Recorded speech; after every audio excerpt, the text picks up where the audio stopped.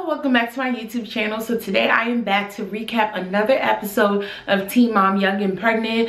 Honestly, the more these episodes come out, the more I really like this show. I don't know if it's because it was long overdue for some new girls, but I'm really enjoying this season. Drama without the drama, I'm really enjoying it. So let's hop into it. So the episode starts off with Briana. She lets us know in a voiceover that she has great hopes for her and Danae.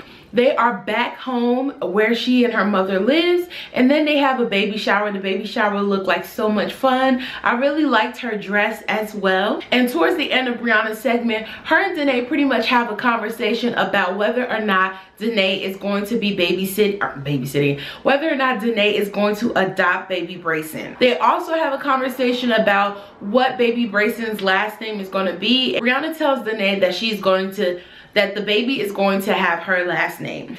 Then we go over to Lexie, who is cheering at her last football game ever, and you can tell this time like her belly is out there, so she is really towards the end of her pregnancy. So her and her mom have a conversation about how she felt about the last bit of the game, or the last game, and her mom asks her did she expect her last season to go like this, and she's like, well, who would sit there and imagine something like this, mom? So she gets really irritated by her mom, and honestly I would have got irritated by that question too, but hey, it is what it is. And her mom pretty much tells her that she wants to have a conversation with her, Kyler, and I guess that's Lexie's stepfather, or I don't know, she said his name instead of saying dad, so I don't know, her father or her stepfather, that she wanted them to have a conversation. Then we head over to Jade, and baby Chloe is now a week old, and Jade tells us that she's really stressed out. You can really tell in this scene as well, and she says she's not really getting much rest. You know, Sean works 12-hour days, and you know, she pretty much feels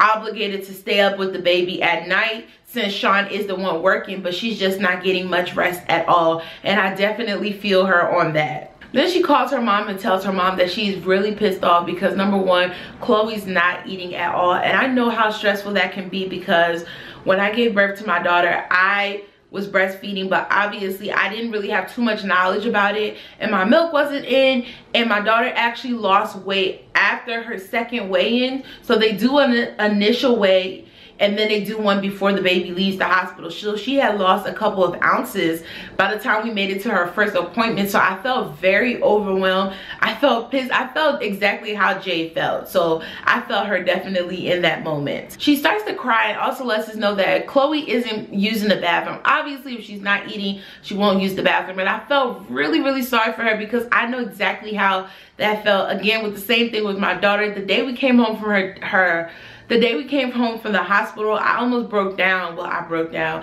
because she really did not have any pee or poop diapers at all. So I just know the stress, especially when your baby's so young. She tries to give her a bottle, a formula bottle, but still Chloe isn't taking it. So she talks on the phone with her mom, and her mom's basically just trying to give her some advice and to calm her down. We head over to Ashley, and she's pretty much talking to Bar and says that they need to set up the crib. Bar says he doesn't really see a reason for that because the baby's going to be sleeping in the bed with them. Then we see Pastor T kind of like interrupt their conversation. She's like, what are y'all talking about? And she was like, as new parents, I don't think the baby needs to sleep in the bed with y'all. Y'all are not super parents yet. The baby needs to sleep in the crib. And you can tell Bar gets annoyed. I can't really tell if Ashley's annoyed, but listen, I would have been annoyed because, you know, we are talking. I get it. You want to give motherly advice, but it just seemed like she just hopped right into their conversation. So I guess the previous episode when she told Ashley that she wasn't going to hold her tongue,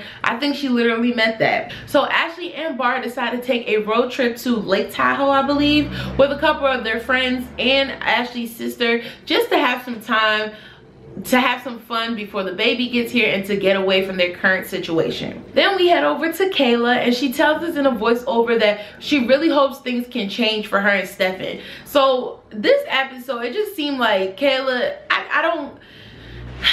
it seems like she just wants so much, like she wants a relationship from Stefan. Not that that's a bad thing, but I can clearly see that Stefan has left it at let's co-parent and let's be friends, but you can kind of see she's trying to pull for that relationship, and I think she just needs to leave it alone. Seriously. She asked Stefan how does he think things are gonna go now that they're not together, and Stefan's just like, things are gonna go great, okay? And he was like, you are going to be an incredible mother, and I hope to be pretty much like you, saying he hopes to be an incredible father.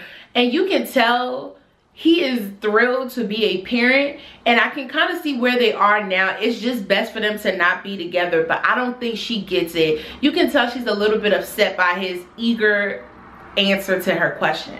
She tells him that he doesn't realize how hard it's going to be to not be in a relationship, and it's just like, no, it definitely in y'all's situation, it's going to be more harder. It's going to be much harder to not be in a relationship. Then she brings up the baby shower, and she tells him that she was really ticked off at him and that he didn't show up when he was supposed to, and he tells her that, listen, he went to go pick up a couple of his friends, which is who we saw him come in the baby shower with. He's 19 and he makes dumb mistakes, and what does she expect? And I'm just like, listen, I kind of feel like now Stefan, I mean, of course we don't see everything. I feel like kind of now Stefan is just being completely honest with the girl and telling her like, I lie, I cheat, I do all this, stop, like let's just be friends. And you can tell that Kayla is constantly wanting more with Stefan, and it's just like, listen, if he's telling you that he makes dumb mistakes, what else do you expect? That's a virtual sign right there telling you to leave that alone and just co-parent with him.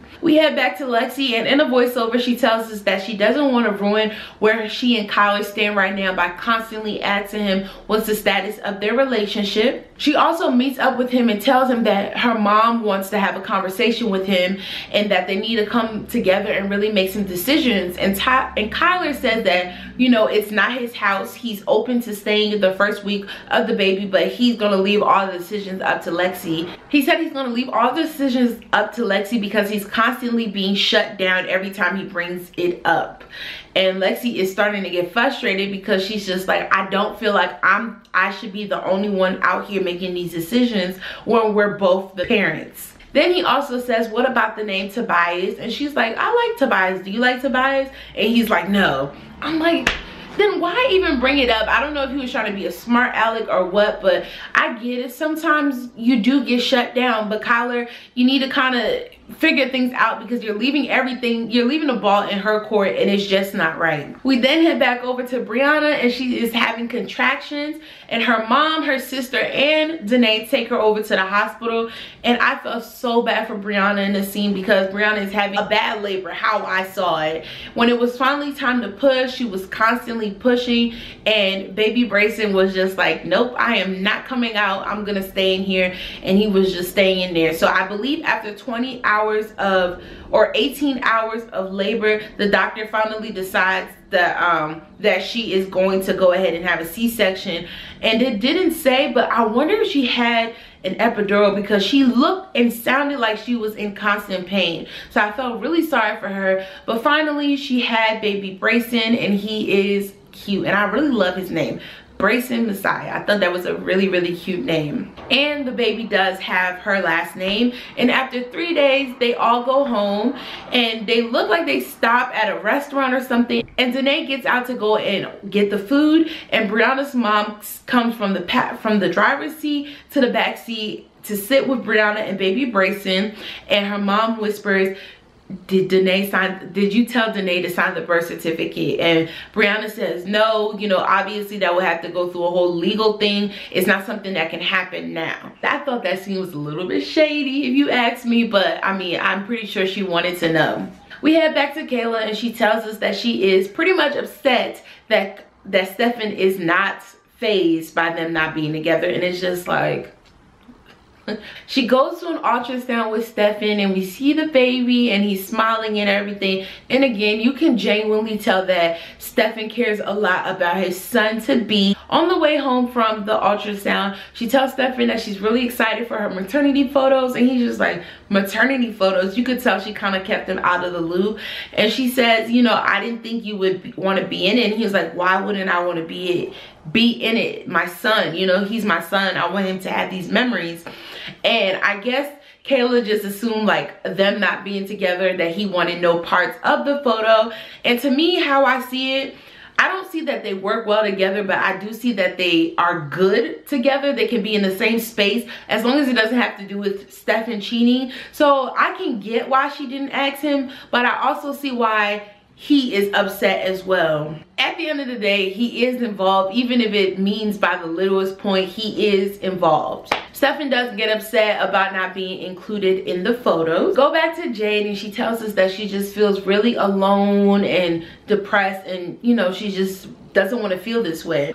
She goes out with Sean and she tries to tell him how she feels, and you can kind of tell that Sean kind of downplays her, because he's like, you don't act this way when you're around me. And it's just like, well, because you're home, you know, you're obviously here, so I don't feel that way when you are here. But when you're not here and I'm alone with a baby and I'm tired and I'm stressed out, obviously. And I don't think it was fair for Sean to downplay. Just because somebody's actions don't necessarily match their words, it doesn't mean that they don't feel that way. And I felt like that was really wrong of him, especially when she felt that he was confident that she could come to him and tell him how she felt. He also uses air quotes when he says the word depressed, and I feel like, again, you shouldn't do that to her. The fact that she even felt comfortable to come and talk to you, I thought that was a little bit insensitive.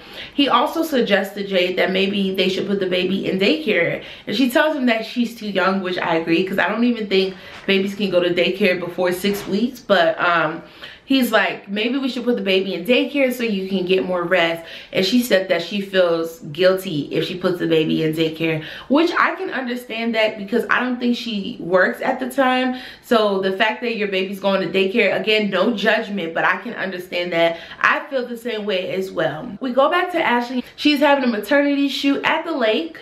Then Bart goes on a hike with Ashley's sister and his friend, and he tells them that he is getting ready to propose to Ashley. He feels like it's getting to the point. He's still trying to get himself together, but he does feel ready to propose. And he also says that he's just trying to find the right time to propose to Ashley. And her sister looks like she's really happy, and that's nice that Bart does want to take that next step.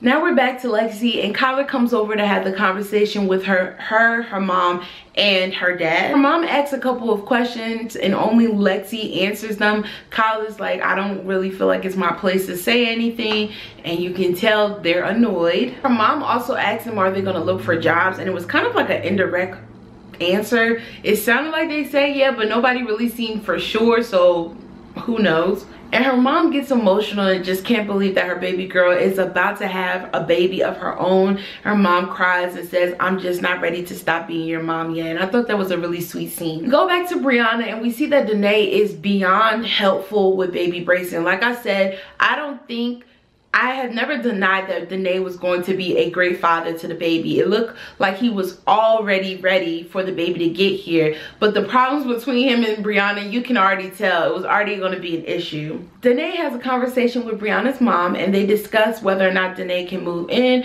And the mom's just like, well, you pretty much practically live here. So yeah, when you do live here, you can't live for free, pretty much. And Danae agrees that he already pays rent at his other place. They end that conversation with a hug, and it was a sweet moment to see. Then we're back with Kayla. It looks like she is on the way to her photo shoot with her friend, and they have a conversation about her and Stefan's last conversation.